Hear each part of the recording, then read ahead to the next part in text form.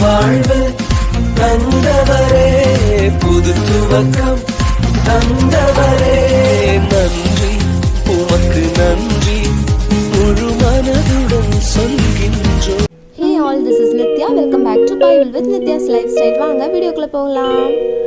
இன்றைக்கி நான் எந்த டாபிக் பற்றி பேசலாம் அப்படின்னா, நிறைய பேர் என்ன நினைக்கிறாங்கன்னா, இல்லை நம்ம இந்த உலகத்தில் நம்ம எதுக்கோ வாழ்கிறோம், ஸோ வந்தோம், ரொம்ப கஷ்டம்லாம் நம்ம அனுபவிச்சிட்டோம், ஸோ நம்ம போயிட்டா கொள்ளலாம் அப்படின்னு நினச்சிட்டு இருக்காங்க. ஆனால் நம்ம கண்டிப்பாக அந்த மாதிரி நினைக்கவே கூடாது. ஏசப்பா நம்மளை இந்த உலகத்தில் படைச்சிருக்காங்க. சரி, நீங்கள் இப்போ ஜீசஸை நம்பாதவங்க கடவுள் நினச்சிருக்கீங்கன்னு வைங்க, படைச்சிருக்காங்க. ஆனால் இந்த உலகத்தில் ஒரு நோக்கத்தோடு தான் நம்ம படைக்கப்பட்டிருக்கோம். ஏதோ இந்த உலகத்துக்கு வந்தோம், குழந்தைங்கள பெற்றுக்கிட்டோம், கஷ்டப்பட்டோம், ஸோ இனி நம்ம போக போகிறோம் அப்படி கண்டிப்பாக கிடையாது. ஏதோ ஒரு நோக்கம். அப்போ அது என்ன நோக்கம் அப்படின்னா, இல்லை நான் என் பிள்ளைங்களை வளர்க்குறது தான் அதுன்னு நீங்கள் நினச்சிங்கன்னா கிடையவே கிடையாது. தனி மனிதனாட்ட நம்ம வாழணும் அப்படின்னு நம்ம நிறைய இடத்துல நம்ம கேள்விப்பட்டிருக்கோம் தானே. இப்போ ஃபாரின்லலாம் பார்த்தா பிள்ளைங்க இத்தனை வயசுக்கு பிறகு தனியாக வாழ்கிறாங்க. ஸோ அப்போ நம்ம எதுக்கு பிள்ளைங்களை பெற வைக்கிறதுக்கு மட்டும்தான் நம்ம ஒரு நல்ல கைடன்ஸாக நம்ம இருக்கிறோம். அதையும் தாண்டி நமக்குள்ள ஒரு நோக்கம் இருக்குது. அதுதான் என்னென்னா, இந்த உலகத்தில் வாழுகிற கெட்ட இருளின் ஆதிக்கத்தை நம்ம ஒளியாக இருக்கிற நம்ம அதை நீக்கணும் அப்படிங்கிறதுக்காக நம்ம இந்த உலகத்தில் படைக்கப்பட்டிருக்கோம். ஆனால் நம்ம நினைக்கிறோம், இல்லை நானே இதுக்குள்ளே தான் இருக்கேன், நான் எப்படி போய் அதை நிவர்த்தியாக்க போகிறேன் அப்படின்னா, அப்போ நீங்கள் இன்னும் இருளுக்குள்ளே தான் இருக்கீங்க அப்படின்னு உங்களுக்கே தெரிஞ்சிச்சு, நீங்களே அதை அறிக்கை பண்ணிட்டீங்க. ஸோ நீங்கள் என்ன பண்ணால் வெளிச்சத்துக்கு வரணும். வெளிச்சத்துக்கு வரணும்னா ஜீசஸ் தான் ஒரு வசனத்தில் சொல்கிறாங்க. யோவான் 9:5 பார்த்தீங்கன்னா ஏசப்பா சொல்கிறாங்க, நான் இந்த உலகத்தில் இருக்கையில் உலகத்திற்கு ஒளியாக இருக்கிறேன் அப்படின்னு சொன்னாங்க. அப்போது நம்ம நினைக்கலாம், ஜீசஸ் இருந்தால் தானே இந்த உலகத்தில் அவர் ஒளியாக இருக்கிறார், இப்போ தான் இல்லையே நினைக்கலாம். ஆனால் அவர் என்ன பண்ணியிருக்காங்கன்னா, நான் எங்கே போகிறேன், பரத்திற்கு ஏறி போகும்போது பரிசுத்த ஆவியானவரை உங்களுக்குள்ளே தருகிறேன். ஸோ பரிசுத்த ஆவியானவர் இப்போ நமக்கு ஏசப்பா மூலம், பரிசுத்த ஆவியானவர் இயேசுவை அறிக்கை பண்ணுறவன் பரிசுத்த ஆவியானவர் உண்டுன்னையும் அறிக்கை பண்ணுவோம். அப்போ ஏசப்பா இன்னும் நமக்குள்ளே வாழ்ந்துட்டு தான் இருக்காங்க. ஸோ ஏசப்பா நமக்குள்ளே இருக்கும்போது நம்ம ஒளியாக இருக்கிறோன்னு அர்த்தம். ஸோ இல்லை நானே இப்படி இருக்கிறேன்னு சொல்கிறவங்க கண்டிப்பாக இந்த ஒளியை நீங்கள் ஏற்றுட்டிங்கன்னா உங்கள் வாழ்க்கையில் இருக்கிற இந்த இருளை உங்களால் போக்கிறதுக்கு நிச்சயமாகவே முடியும்.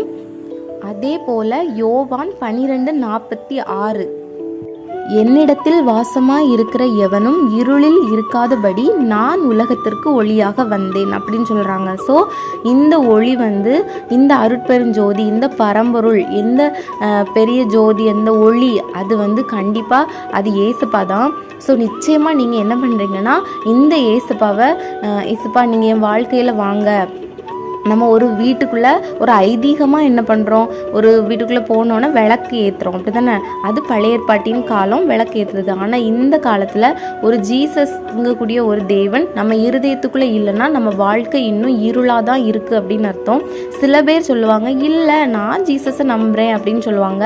இங்கேயும் ஒரு கால் அங்கேயும் ஒரு கால் இருக்கும்போது ஈஸியாக இருளின் ஆதிக்கம் நம்மளை அஃபெக்ட் பண்ணலாம், ஈஸியாக அஃபெக்ட் பண்ணலாம். ஏன்னா நீ இங்கே நிற்கிற அங்கேயே நிற்கிற, ஸோ அந்த அஃபெக்ட் இருக்கும். உனக்கு நல்லதும் நடக்கும், கெட்டதும் நடந்துட்டுருக்கும். ஆனால் நீ ஜீசஸ்குள்ளே வர வர வர நல்லது மட்டுமே நடக்கும்னு இல்லை, கெட்டது நடக்கும்போது ஜீசஸ் இதில், ஏன்னா அவர் ஞானமாகவும் இருக்கிறார். கர்த்தர் தான் ஞானம், கர்த்தருக்கு பயப்படுதல் தான் ஞானம், அவர் தான் ஞானம், அவர் தான் வார்த்தை. அந்த வார்த்தையாகிய ஞானமாக உருவெடுத்து தான் இந்த உலகத்துக்கு மனுஷகுமாரனாக வந்தாங்க.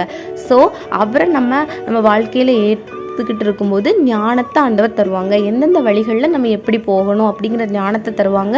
ஸோ இந்த லைஃப்பை ஜெயிக்கிறதுக்கு ஆண்டவர் ஒரு வாய்ப்பை நமக்கு தந்திருக்காங்க. அப்படின்னா நான் இந்த உலகத்தை ஜெயித்தேன். ஸோ நீங்களும் அதை ஜெயிக்கணும்னா ஆண்டவரை கண்டிப்பாக நீங்கள் விசுவாசிங்க.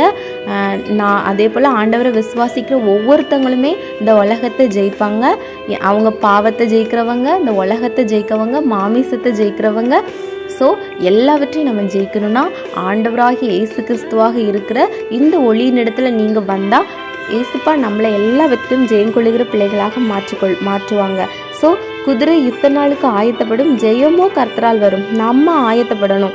நான் இந்த இருளில் இருக்கக்கூடாது, எனக்கு ஒளி வேணும் ஆண்டவரே, நான் இந்த பாவத்தில் இருக்கக்கூடாது, நான் ஒருத்தங்களை பற்றி ஒருத்தங்கள குறை சொல்கிறேனே, இவங்களை பற்றி இவங்கள்ட்ட குறை சொல்கிறேனே, ஸோ இது கூட ஒரு பாவம், இந்த இருள் கூட எனக்கிட்ட இருக்கக்கூடாதுன்னு நான் என்ன பண்ணணும் அப்படிங்கிறது கூட ஜீசஸ் நமக்கு சொல்லி தருவாங்க.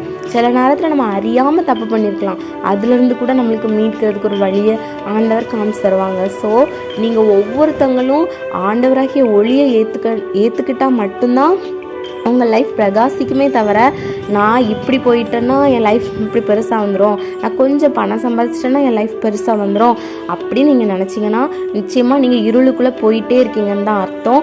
ஸோ கண்டிப்பாக ஒவ்வொருத்தங்களும் ஜீசஸை வந்து எவ்வளோத்துக்குள்ளே ஆண்டவருக்குள்ளே நீங்கள் வரீங்களோ, ஆண்டவரை நீங்கள் ஏற்றுக்கொள்கிறீங்களோ, கண்டிப்பாக உங்கள் லைஃப் நீங்கள் வந்து பிரகாசம் அடைகிறத பார்ப்பீங்க.